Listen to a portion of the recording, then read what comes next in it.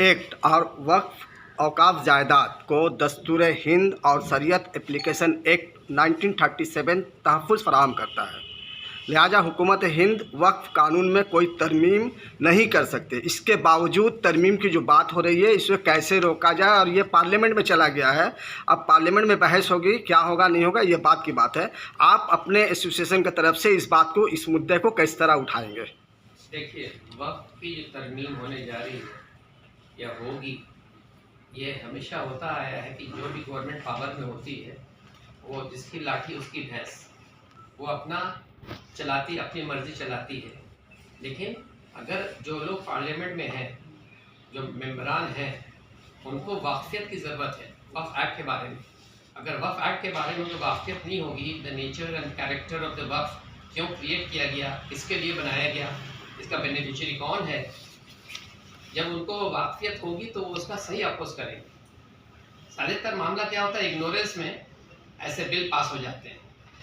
तो मैं ये कहता हूँ, जो भी मेंबर है पार्लियामेंट, उनको चाहिए कि वो वक्त निकाल के पहले समझें कि वक्फ एक्ट है क्या, क्या बोलता है वक्फ एक्ट, किसके बेनिफिट के लिए, तब सही अपोजिशन होगा। अगर कोई गलत अमेंडमेंट किया जा रहा है तो वो लोग वहाँ सही अपोजिशन करेंगे, because our representatives in the parliament are the MPs. वो इलेक्ट होके वो वहाँ गए हैं, उनको चाहिए कि इसके ऊपर जानकारी हासिल करें और सवाल उठाए वहाँ। हम और आप तो सवाल उठाने जाएंगे नहीं, हम और आप तो सिर्फ सोशल मीडिया में अपनी बात कर सकते हैं, लेकिन पार्लियामेंट में तो उन लोगों को बोलना है।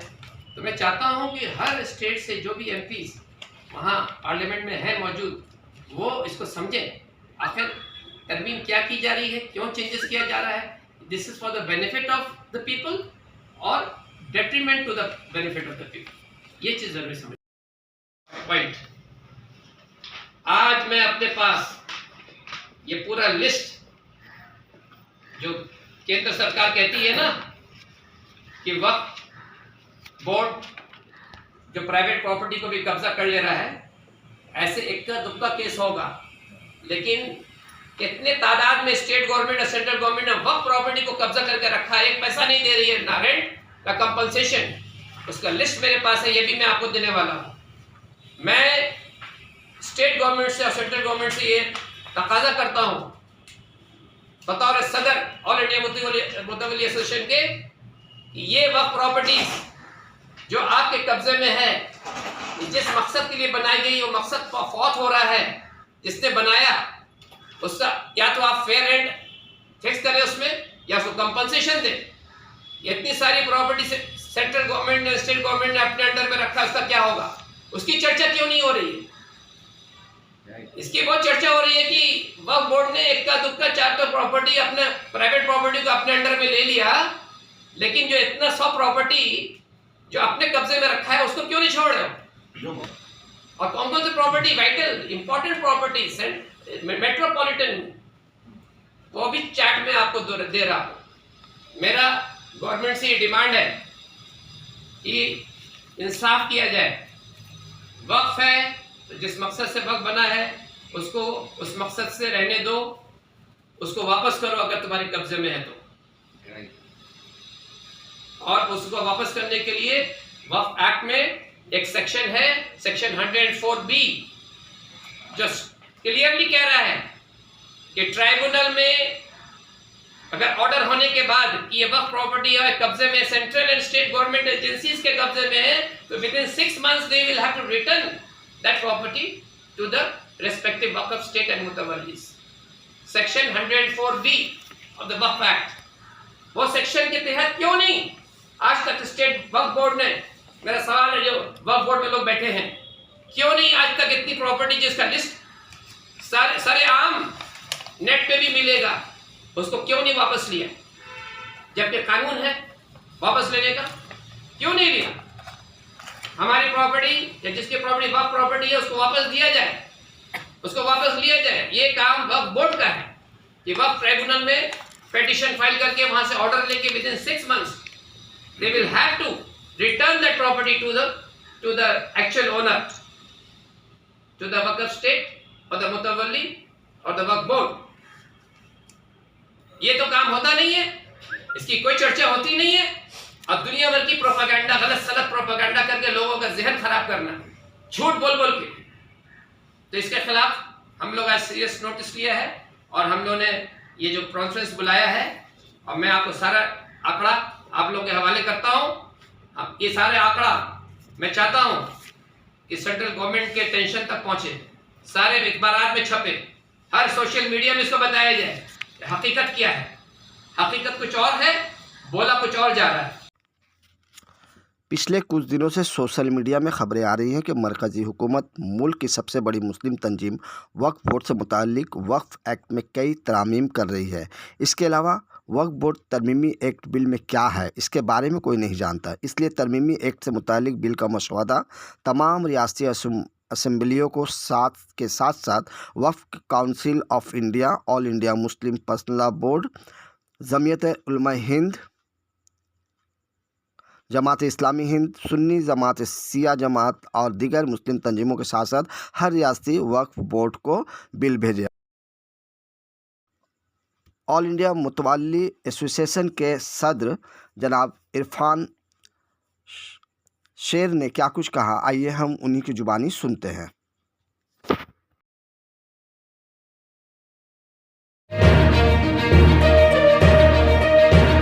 कॉन्फ्रेंस करने का खास मकसद क्या है आप लोगों का? आज का जो प्रेस कॉन्फ्रेंस हमने बुलाया है तो इसलिए बुलाया है कि पेपरों में सुर्खियां कल से हेडलाइंस आ रहे हैं कि वक्फ एक्ट को अमेंडमेंट किया जाएगा, ख़त्म कर दिया जाएगा, रिपील कर दिया जाएगा। बहुत सारी बातें चारों तरफ फैल रही हैं और लोग सवाल कर रहे हैं कि आखिर क्या होने वाला है। लोगों को इसका जस्तजू है कि आखिर क्या बात है।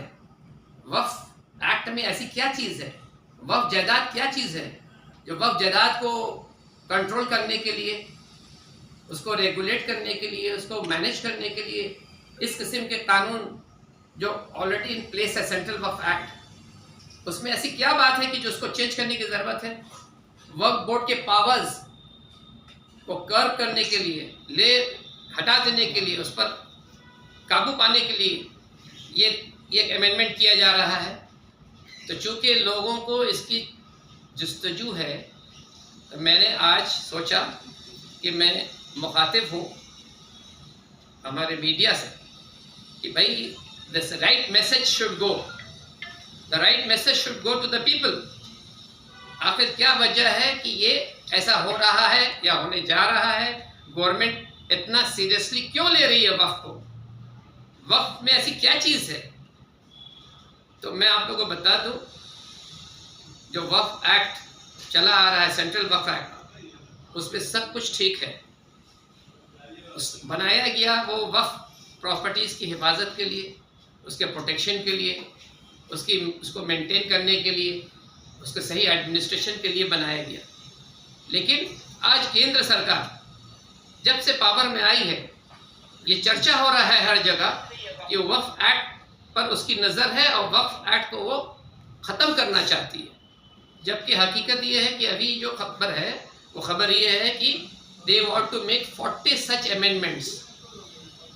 Now the question is, out of that 40 amendments, what are the vital amendments that the government, central government is trying to make. We will talk on that particular issue. एक और बहुत अहम चीज़ जो मैं आप लोगों के सामने लाना चाहता हूँ कि आज सेंट्रल गवर्नमेंट के पास इतने कंप्लेंट्स गए हैं, वो कंप्लेंट्स किसके खिलाफ? जिस तरह से वक्फ बोर्ड फंक्शन कर रहा है, वक्फ बोर्ड के खिलाफ इतने सारे एलिगेशंस हैं। उन लोग, they are misusing the powers. The power is okay, the rules, the act, it is right in its place. लेकिन but those act and those sections of the act and those rules are being misused by certain waqf members, waqf board and the people In power. with vested interest. This is one very vital reason why the central government is so much concerned to bring about the amendments changes to take away the power of the board. They are talking about taking away the power of the board. Why? Because of this reason that the Waqf board is misusing its powers. Now the question is, what powers and how they are misusing? We will talk about this. और बात को उछाला जाता है, कितने सारे video social media में viral किए जाते हैं by people belonging to a particular political party with a particular affiliation, political affiliation. They are making videos in the social media and trying to say that the Waqf property जो है वो कहाँ से, इतनी property कहाँ से आई? इतनी property 8 lakh acres, ये उनका कहना है. And it is also the record. TV में भी यही कहा जा रहा है, 8 लाख एकड़ जमीन वक्फ की. It is third in position after defence and railways. Defence के पास 17 लाख एकर्स, रेलवे के पास 12 लाख एकड़ एंड वक्फ के पास 8 लाख एकड़. इतना प्रॉपर्टी कहाँ से आया? लेट मी टेल यू, ये बात बता दूं मैं. हकीकत में जो दूसरे रिलीजियस डिनोमिनेशन के लोग हैं, जो मंदिर और मठ और ट्रस्ट प्रॉपर्टीज जो है हमारे देश में, उनका सर्वे हुआ ही नहीं है आज तक, क्योंकि उनका कोई बोर्ड नहीं है. उनका अगर बोर्ड होता और उनका सर्वे होता तो पता चलता कि डिफेंस और रेलवे से भी ज्यादा उनके पास प्रॉपर्टी. अब मैं बताऊं कि वक्फ को जो कहा जा रहा है कि 8 लाख एकड़ जमीन वक्फ के पास है, तो वो कितनी है मैं बता दूं. मैं उन्हीं की बात पर, उन्हीं की आंकड़े पर मैं भरोसा रखते हुए बात कर रहा हूं. हमारे देश में आप गूगल कर लीजिए, हमारे देश में टोटल जमीन हमारे देश की वो है 8,128, में बी नोटेड 8,128 लाख एकड़ हमारे. और उसके बाद कहा जा रहा है कि डिफेंस के पास कितनी जमीन है? 17 लाख एकड़. पूरे इंडिया की जमीन 8,128 एकड़ जमीन. डिफेंस के पास 17 लाख एकड़, रेलवे के पास 12 लाख एकड़, वक्फ के पास 8 लाख एकड़. अब आप हिसाब कर लीजिए कि हमारे देश में ऑफिशियली ऑन रिकॉर्ड 8,128 लाख एकड़ जमीन में वक्फ के पास कहा जा रहा है कि 8 लाख एकड़ है. It is not even 0.1% of the total land. हमारे देश की नॉट इवन 0.1%, जबकि कहा जाता है कि मुसलमानों की आबादी 16%, 18%, कहीं 20% बोलते हैं. तो जब मुसलमानों की आबादी 16%, 18%, 20% है, तो 0.1% वक्फ की जमीन क्यों है? इतना कम. भाई ये तो हम लोग सब जानते हैं, ये इतिहास है, हिस्ट्री है कि राजा महाराजा जमींदार लोग जो थे, उसमें मुस्लिम्स और नॉन मुस्लिम्स जमींदार और बड़े बड़े जागीर के मालिक सब थे. तो उन लोग जो थे, तो उन लोग जितना भी वक्फ किए हों, it is coming to 0.1% only of the total land of our country. मैं चाहता हूं कि आंकड़ा लोगों के, पूरे देश के लोगों के सामने आए. पूरे देश के लोग सोचे, विचार करें और फिर फैसला करें. ये प्रोपेगेंडा जो फैलाया जा रहा है, लोगों के ज़हन को खराब किया जा रहा है, वक्फ की इतनी जायदाद, वक्फ की इतनी जायदाद, इसके पीछे आखिर वजह क्या है? इसके पीछे किसकी साजिश है? क्या इंटेंशन है?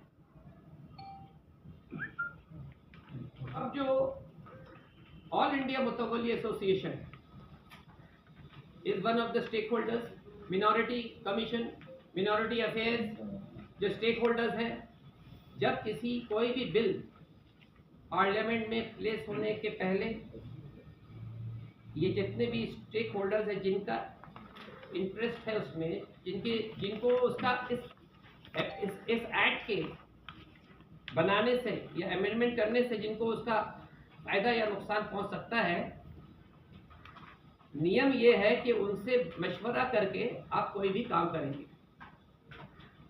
This is in the public interest.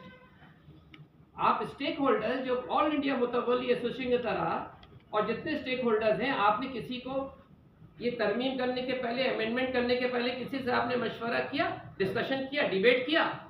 Without having debate and discussion with the stakeholders, people who will be affected by your changes, by your amendments, by bringing about new act or new things into the act.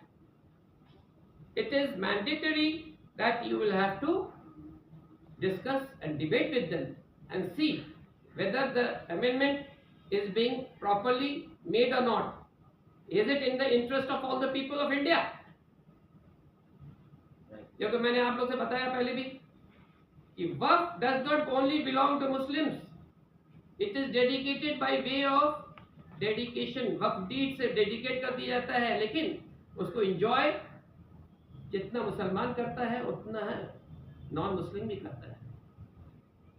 हमारे जितने भी वक्फ states आप सर्वे करके देख लीजिए, जिसमें non Muslims ज्यादा हैं, ऑक्युपाइड, टेनेंट्स, कमर्शियल, रेसिडेंशियल, वो लोग भोग कर रहे हैं। अगर आप कोई ऐसा कानून लाइएगा और उस कानून का अगर नुकसान, चाहे वो टैक्सेस के तौर पर हो, चाहे वो इनकम के तौर पर हो, उसका इफेक्ट डायरेक्टली इनडायरेक्टली उन ऑक्युपायर्स एंड टेनेंट्स जो वक्फ स्टेट पर बैठे उसको एंजॉय करो उन पर भी पड़ेगा। तो this is in the interest of all Muslims and non Muslims alike. मेरा ये कहना है कि आप लोग खाली मुसलमान करके एक ऐसा मैंने बना दिया आपने हवा कि लोग समझ रहे हैं कि खाली मुसलमान की चीज। No, the fact is in a waqf property, हमारे फैमिली का कितना वक्फ प्रॉपर्टी, चलिए मैं दिखा देता हूँ। मंदिर बना के बैठा है, अरे वहां रहता है, वो अपना पूजा पाठ करता है, अपने रिलीजियस प्रैक्टिस करता है, जबकि वो उसका जो कैरेक्टर होना चाहिए वक्फ का वो भी लिखा हुआ वक्फ एक्ट में, लेकिन फिर भी इसमें लोग रहते हैं, वो अपने धर्म की चीज पूजा करते हैं, धर्म का काम करते हैं, कोई प्रॉब्लम नहीं है। इसको मुद्दा बना के इसको कॉम्युनल डायरेक्शन दिया जा रहा है। क्यों दिया जा रहा है, मेरा ये सवाल है। तो इस पर सवाल हम लोग हर कोई उठाएंगे, हर हमारे देश के हर वासी, हर सिटीजन को इसको समझना है, इस पर सवाल उठाना है और इस पर अपोज करना है कि ऐसा कोई काम ना किया जाए जिसका खमियाजा, जिसका नुकसान सब पर पड़े। गवर्नमेंट का काम क्या है? गवर्नमेंट का काम यही है देखना कि मेरे देश के लोगों को हमारे किसी भी कानून से कोई नुकसान तो नहीं पहुंच रहा है। भाई आप ये बात समझ लें कि चाहे वो क्रिमिनल मैटर हो, सिविल मैटर हो, कॉर्पोरेट मैटर हो, एक्सप्लॉयटेशन एंड मिसयूज हर जगह होता है। अगर कुछ मिसयूज हो भी रहा है तो उसके लिए रेमेडी के लिए जगह है, फोरम है। तो मैं कहता हूं कि अगर मिसयूज हो रहा है, जैसे वक्फ बोर्ड में जो लोग बैठे हैं वो मिसयूज कर रहे हैं, तो उस पर पाबंदी लाओ, उस पर कानून लाओ कि मिसयूज ना हो, ना कि तुम पूरा कानून को खत्म कर दोगे, पूरा कानून को चेंज कर दोगे। ये मेरा मुद्दा है। आज का जो प्रेस कॉन्फ्रेंस है उसमें जो मैं पॉइंट ले रहा हूं, मुद्दे ले रहा हूं, it must be noted down कि भाई if any misuse, exploitation is being done, then you bring about any law to control that. Misuse को तुम खत्म करो। आप मिसयूज को खत्म नहीं कर पा रहे हो, आप पूरी चीज को खत्म करने की कोशिश हम लोग कभी भी नहीं सपोर्ट करेंगे। मैंने आज के प्रेस रिलीज में बहुत सारे जरूरी आंकड़े दिए हैं। मैंने कौन कौन सा पॉइंट लिया है कि वक्फ एक्ट के बारे में, उसके अमेंडमेंट के बारे में, सेंट्रल गवर्नमेंट जो भी करने जा रही है उसके बारे में क्या कारण है, करना चाहिए कि नहीं चाहिए, और अगर चाहिए तो क्या करना चाहिए, ये सब मैंने लिखा है। मैंने ये भी लिखा है कि certain sections of the Waqf Act are being misused by the respective Waqf boards. तो उसके ऊपर पाबंदी लानी की जरूरत है। मुतवल्ली अपॉइंटमेंट, मुतवल्ली कौन होता है? जिसने अपनी चीज को वक्फ बनाया, उसके डिसेंडेंट्स, उसकी family, they are entitled to be mutawallis, caretakers, trustees of the waqf properties. यहाँ क्या हो रहा है कि असल खानदानी मुतवल्ली को हटा के बाहर के आदमी को अपॉइंट किया जा रहा है, कमेटी बना दिया जा रहा है। बहुत गलत हो रहा है और इसी के खमियाजा आज हो रहा है कि जितने कंप्लेंट्स जा रहे हैं केंद्र में, सेंट्रल वक्फ काउंसिल में, सेंट्रल गवर्नमेंट में, आज सेंट्रल गवर्नमेंट उठी है कि यही मौका है, इसको जो है वक्फ एक्ट को ही चेंज कर डालो या उसको पूरा स्क्रैप कर डालो। तो मैं कहता हूं जो लोग वक्फ एक्ट को मिसयूज कर रहे हैं उन पर हमारी भी नजर है और केंद्र सरकार और स्टेट गवर्नमेंट दोनों को उस पर नजर रखना है और उनको पनिश करना है। They must be taken into account for misusing the powers given to them by the Waqf Act. ये है मेरा कहना। मेरा सिर्फ कहना ये है कि आज सेंट्रल गवर्नमेंट ने ये स्टेप देने जा रही है, ये जो प्रपोज अमेंडमेंट्स आने वाला है, इसकी वजह क्यों हुई? इसकी वजह ये है कि वोट की करप्शन, करीब जहाँ तक मेरी जानकारी है करीब 60,000 से ज़्यादा केसेस पेंडिंग हैं कोर्ट में। सरकार तो मौका की तलाश में है कि कैसे एक ग्रुप को किस तरह से उसको जो है शिकंजे में लिया जाए। तो इस मौका तो हम लोग खुद दे रहे हैं उनको, ये मौका है। और जैसे हमारे इरफान साहब ने बताया भी आपको कि साहब जो प्रॉपर्टी जो वक्फ बोर्ड जो मिसयूज हो रहा है, जहाँ पे जो लोग पावर में जो बैठे हुए जो लोग हैं वो गलत काम कर रहे हैं, तो उन पर पाबंदी आयद होनी चाहिए, ना कि पूरी वक्फ बोर्ड की कानून से बदलनी चाहिए। ठीक है। तो आप सर बीजेपी एमपी से ये उम्मीद करते हैं कि वो लोग आपके हक के लिए बात उठाएंगे? भाई मैं बीजेपी, कांग्रेस, यही सब, मैं तो नॉन पॉलिटिकल आदमी हूँ, लेकिन ये पॉलिटिकल जो मामला है आपस में जो रिफ्ट है एक दूसरे के खिलाफ, इसी में तो सत्यानाश हुआ हमारे देश का।